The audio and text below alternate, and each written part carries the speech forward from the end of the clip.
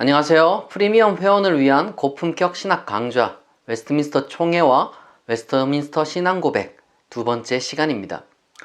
지난 시간에는 영국사학적인 관점에서 17세기 잉글랜드와 스코틀랜드의 그 역사적 배경, 헨리 8세의 종교개혁부터 웨스트민스터 총회 직전까지를 살펴보았습니다.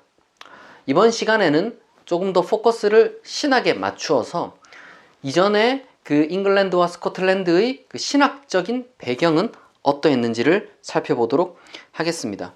웨스트민스터 총회는 종교개혁이 일어나고 있는 그 한창 당시 내지는 그 직후에 이루어지던 종교회의들에 비해서 제법 늦은 가장 후대에 속하는 그런 회의라고 할 수 있겠습니다.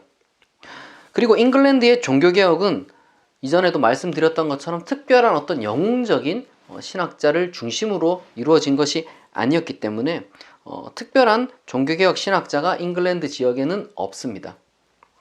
따라서 어떤 것들이 이러한 웨스트민스터 총회에 영향을 미쳤으며 또한 구체적으로 그것들은 무엇인지 살펴보는 것은 대단히 중요합니다. 이번 강의를 통해서는 4가지 정도를 살펴볼 예정입니다.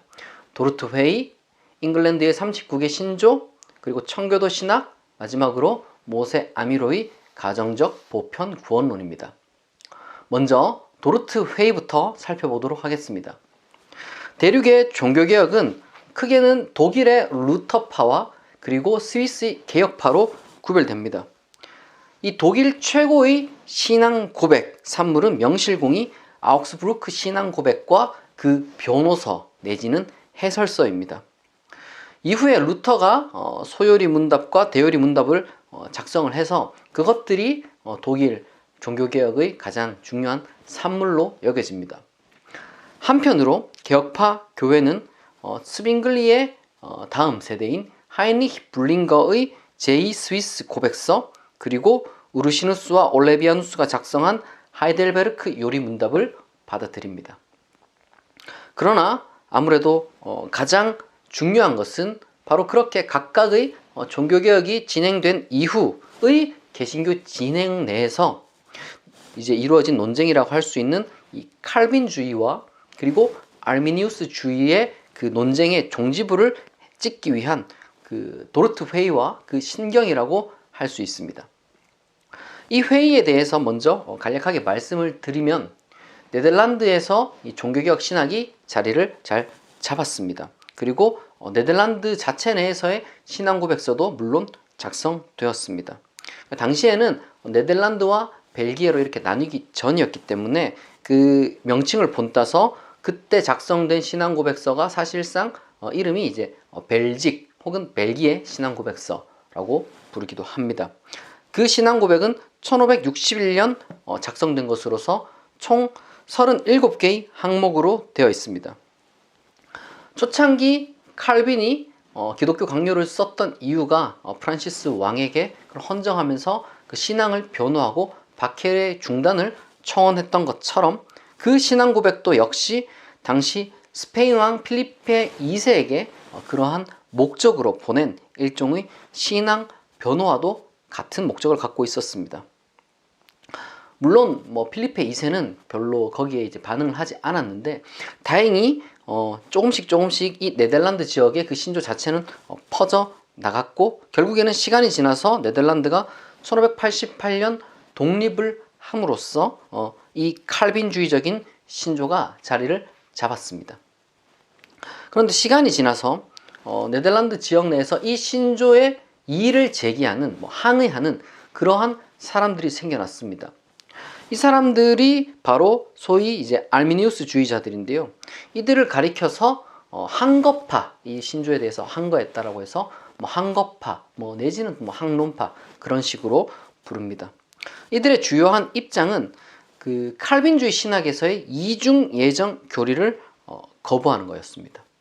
그리고 이러한 소위 항거파에 대해서 칼빈주의의 그 이중 예정 교리를 수호하려는 자들이 있었는데 이 사람들을 이제 항거파에 반대한다고 해서 반항거파라고 부릅니다.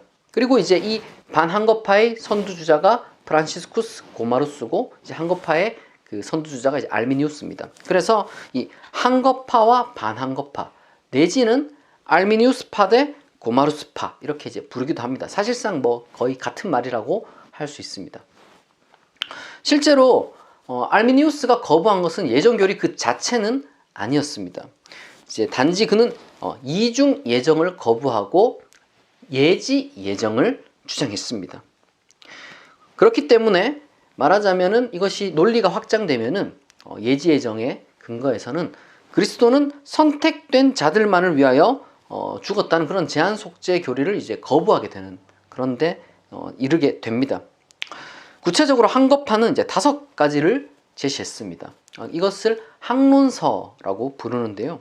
뭐 길진 않지만 그럼에도 이걸 다 나열할 수는 없기 때문에 제가 그것을 핵심적으로 요약해서 여러분들에게 그 5가지의 항거파의 입장을 소개해 드리도록 하겠습니다. 첫째, 하나님은 창세전 예수 그리스도 안에서 영원하고 변하지 않는 목적으로 죄인들 중 성령의 은혜로 예수를 믿고 신앙 안에서 끝까지 견딜 그런 자를 결정하였다. 둘째, 그에 따라 세계의 구주 예수 그리스도는 모든 사람을 위해 죽으셨다. 그러나 요한복음 3장 16절에 따라 믿는 자 외에는 이 용서를 실제로 누릴 수 없다. 셋째, 인간은 스스로의 의지의 능력으로 죄의 상태를 벗어날 수 없고 성령으로 말미암아 그리스도 안에서 거듭나야 한다. 넷째, 그러나 이 은혜는 저항할 수 없는 것이 아니다. 사도행전 7장을 포함한 곳곳에 성령을 거부한 기록이 있다. 다섯째, 그리스도와 참된 믿음으로 연합한 자들은 사탄, 죄, 세상, 육신과 싸워 이길 수 있다. 그러나 그들은 태만을 통해서 악한 세상으로 다시 돌아갈 수 있다. 하나님의 은혜도 강조하지만 인간의 그 선택과 의지의 능력도 분명히 여기서 작용한다는 것을 확인할 수 있습니다. 이러한 알미니우스파와 그리고 고마로스의 그 칼빈주의적인 입장은 대립을 이루었고 결국에는 너무 큰 분쟁이 일어났기 때문에 네덜란드 정부는 이 분쟁을 해결하기 위해서 정식으로 회의를 개최했을 뿐만 아니라 해외 신학자들에게도 투표권까지 줘가면서 이 회의에 와서 이 문제를 결정하는데 도움을 달라고 초대를 했습니다. 1618년 11월부터 1619년 5월까지 약 반년 정도죠. 180회 정도 회의를 했고 여기에 이제 참여한 해외 신학자들의 출신들을 보면은 뭐 잉글랜드, 스코틀랜드, 독일, 스위스 등이 있습니다. 그래서 이것을 최초의 국제 칼빈주의 회의라고 부릅니다. 뭐 참석자들 대다수는 이제 반항거파 내지는 고마루스파, 그러니까 칼빈주의 신학을 지지하는 사람들이었고 결론적으로 항거파의 그 입장은 거부되었습니다. 그리고 동일하게 5가지 교리가 제시되었는데 이게 바로 영어식으로 외우기 쉽게 이제 소위 앞글자를 따서 이제 튤립 교리라고 부르는 것입니다. 전적 타락, 무조건 선택, 제한 속죄, 저항할 수 없는 은혜, 그리고 마지막으로 성도의 견인, 이 5가지가 바로 이 회의를 통해서 바로 항거파에 반대해서 결정되었습니다. 이미 말씀드린 대로 그런데 이 회의에 참석한 그 해외 그 신학자들 중에는 이제 잉글랜드 대표와 스코틀랜드 대표가 있었습니다. 그리고 당연히 이제 이것은 칼빈주의를 개신교의 어떻게 보면 이제 굉장히 국제적인 입장으로서 공고히 하는 그러한 회의였기 때문에 결코 그 영향력을 당연히 잉글랜드와 스코틀랜드는 무시할 수 없었습니다. 여기까지가 도르트 회의와 그 튤립 교리에 대한 내용이었습니다. 다음으로는 잉글랜드 교회의 39개 신조에 대해서 말씀드리겠습니다. 웨스트민스터 총회 이전 잉글랜드에도 주요한 신조가 존재했습니다. 그 중에 가장 중요한 것이 바로 39개 신조입니다. 사실 잉글랜드 그 국교회 내에서 그리고 의회가 소집한 그 웨스트민스터 총회 그 최초의 목적은 바로 이 39개 신조를 다소 수정하고 보완하는 것이었습니다.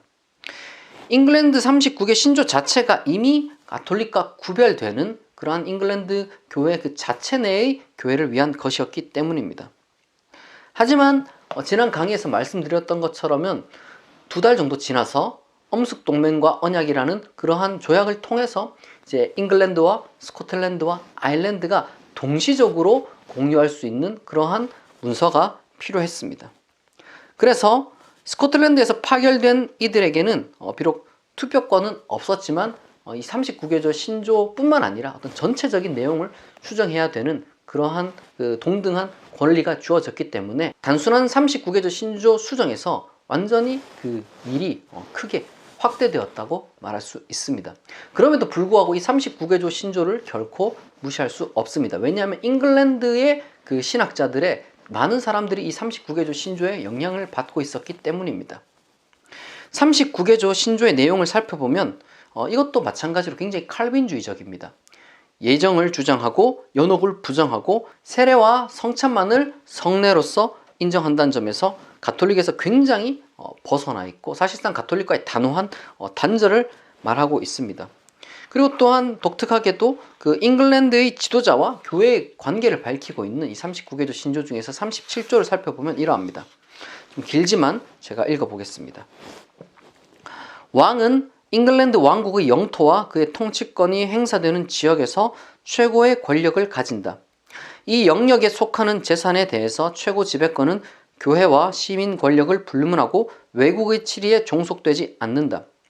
우리가 왕권에 최고의 통치권을 부여한 이상 이에 대해 중상모략을 하는 이들의 생각은 과오를 범하는 것으로 우리는 이해한다. 우리는 왕에게 하나님의 말씀과 성사를 집전한 권리를 부여하지 않는다. 이에 관하여 엘리자베스 1세 여왕이 발표한 최근의 칙령이 가장 명백하게 선언하고 있다. 그러나 성서에 기록된 경건한 모든 왕들에 대하여 하나님 자신이 늘 부여하신 독자적인 특권이란 하나님께서 그들에게 책임을 주어 맡긴 모든 재산과 계급을 교회의 것이든 아니든 통치하며 또 다스릴 때 국가의 권력을 가지고 완고하고 악한 사람을 처벌하는 것을 말한다. 로마의 주교는 잉글랜드 왕국 영토 안에서 어떤 치리권도 갖지 못한다. 잉글랜드 영역을 지배하는 모든 법은 그리스도인의 가장 악하고 중대한 범죄에 대하여 사형을 선고할 것이다. 그리스도인이 통치자의 명령에 따라 무기를 들고 전쟁에 나가는 것은 정당하다. 이처럼 로마 교회에 대한 잉글랜드의 간섭을 단호하게 배제할 뿐만 아니라 동시에 그 잉글랜드의 왕에 대해서도 굉장히 강한 지배권과 통치권을 부여하는 것을 여기서 확인할 수 있습니다. 그리고 39개조 신조 중에서 35조 같은 경우는 에드워드 6세 때 이제 발행한 그 교리서들에 대한 교육을 이제 의무화하고 있으며 또한 36조도 마찬가지로 에드워드 6세 때 규정된 그 주교 서품 제도의 어떤 그 완전성을 선언합니다. 하지만 이제 엄숙 동맹과 언약으로 말미암아서 상황이 많이 바뀌었습니다. 이제 잉글랜드 자체 내의 그러한 그 39개조 신조가 필요한 것이 아니라 특별히 장로교를 채택한 스코틀랜드와 이제 합의를 봐야 하기 때문에 이런 것들도 전부 수정되어야 하는 부분이었습니다. 한편 동시에 웨스트민스터 총회의 신학자들은 대륙의 신학자들에게 많은 영향을 받았습니다. 가장 큰 영향을 준 사람이 바로 칼빈입니다. 그래서 잉글랜드의 그 개혁자들의 신학을 보면은 칼빈의 그 신학이 많이 영향을 받았고 사실상 39개조 신조도 바로 그러한 의미에서 칼빈주의적인 그러한 문서라고 할 수 있겠습니다. 칼빈의 기독교 강요는 잉글랜드 지역에서는 그야말로 교과서였고 그런 의미에서 사실 루터의 신학이나 루터파도 분명히 영향을 미치긴 했지만 그보다는 결코 더 강할 수는 없었습니다. 그래서 로버트 레담이라는 학자는 이에 대해서 이렇게 평가합니다. 잉글랜드의 종교개혁자들과 39개 신조는 루터파 교회들보다는 오히려 어거스틴과 대륙의 개혁파 신학자들의 신학에 기울어 있다. 여기까지가 바로 잉글랜드 국교회의 39개조 신조였습니다. 그러면 우리가 여기서 실제로 웨스트민스터 총회에 관여했던 그 잉글랜드 신학자들, 특별히 이제 청교도들에 대해서 다루지 않을 수가 없습니다. 청교도들은 결코 그 제임스 1세 때의 극단적인 분리주의자들 혹은 극단적인 이민자들을 지칭하는 것이 아닙니다. 그러한 극단적인 사람들은 이전 강의에도 이야기를 했듯이 그렇게 많은 사람들이 아니었습니다. 오히려 분리주의 청교도들은 많지 않았고 대다수 온건한 청교도들은 여전히 잉글랜드에 남아 있었습니다. 웨스트민스터 총회 이전에 제임스 1세 때 이 청교도들은 그 제임스 1세에게 이제 천인 청원이라는 것을 합니다. 실제로 뭐 1000명은 아니지만 그만큼 이제 수백 명에 가까운 사람들이 제임스 1세에게 이제 몇 가지 의식 행위를 금할 것을 요청했습니다. 뭐 대단한 것은 아니고 뭐 세례 시에 성호를 긋지 말라던가 혹은 뭐 평신도에 의한 세례는 금지되어야 한다 뭐 이런 것들이었습니다. 어떤 식으로든 철저하게 자기네들의 어떤 신학적인 것을 이제 관철시키려는 그러한 청원이었죠. 물론 제임스 1세는 이런 것들에 별로 관심을 두지 않았고 단지 지난 강의 시간에 말씀드린 것처럼 성경 번역만 허용하는 그런 수준이었습니다. 이처럼 굉장히 청교도들은 자기의 신학 주장에 대해서 굉장히 강한 프라이드를 가지고 있었습니다. 이와 같은 청교도들의 신학적 특징은 두 가지입니다. 첫째는 이 청교도들은 전통을 무시하는 경향이 있었습니다. 전통을 무시하는 것에 비해서 성경을 굉장히 강조했습니다. 어떤 식으로든지 모든 내용에 대해서 그것이 성경에 나와 있는지 혹은 뭐 성경에 암시되어 있는지를 따지는 것을 굉장히 중요하게 생각했습니다. 그리고 두 번째로 이들의 신학의 특징이 있다면 바로 예정론에 대한 엄격한 주장에서 언약신학이 나오게 되었다는 겁니다. 말하자면 이 언약신학이라는 것은 이 청교도들의 가장 중요한 특징적인 신학입니다. 행위언약은 루터파 신학에는 사실상 없는 개념입니다. 그리고 이런 언약신학적인 흔적이 분명히 스빙글리에게서 발견되긴 하지만 왜냐하면 이제 루터파적인 것이라기보다는 개혁파적인 것이기 때문에 그럼에도 불구하고 정작 스빙글리의 저작에서는 행위 언약, 포에두스 오페룸 이러한 표현이 등장하진 않습니다. 심지어 행위 언약과 은혜 언약이라는 이 두 가지 언약 구별 개념은 칼빈에게서도 발견되는 것이 아닙니다. 물론 굉장히 뭐 그러한 흔적들을 우리가 스빙글리나 칼빈에게서 찾을 수는 있지만 그야말로 사실상 언약 신학은 청교도들의 고유한 신학이라고 말할 수 있는 것입니다. 실제로 이와 같은 언약의 신학적 구별은 웨스트민스터 신앙고백 이전의 신조에서는 발전되지 않습니다. 그런 점에서 청교도들의 언약 신학이 굉장히 이 웨스트민스터 신앙고백 작성하는데 큰 영향을 미쳤다라고 할 수 있습니다. 언약 신학에 대해서 간단하게 설명을 하자면 행위 언약은 하나님과 아담이 맺은 언약을 가리키는 것으로 만약 아담이 하나님의 말씀에 순종한다면 아담과 그의 후손이 영생을 얻을 것이라는 그러한 언약을 가리키는 겁니다. 물론 아담은 실패했죠. 그래서 하나님은 두 번째 언약을 그리스도와 맺습니다.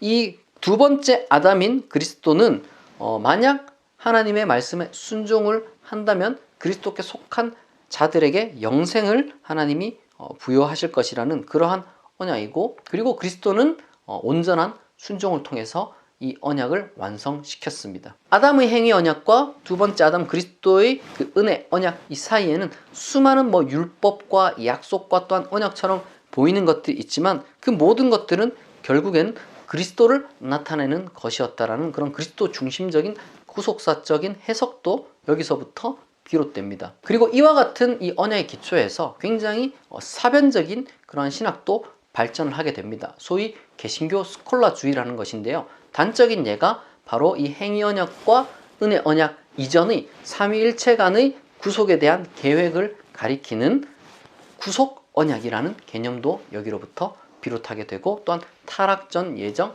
타락 후 예정 뭐 이러한 개념들도 여기서 굉장히 심화되고 진지하게 논의됩니다. 또한 그리스도의 순종이 능동적인 것이었나 수동적인 것이었냐 이러한 표현들을 두고도 굉장히 신랄한 그러한 논쟁이 웨스트민스터 총회 가운데 일어납니다.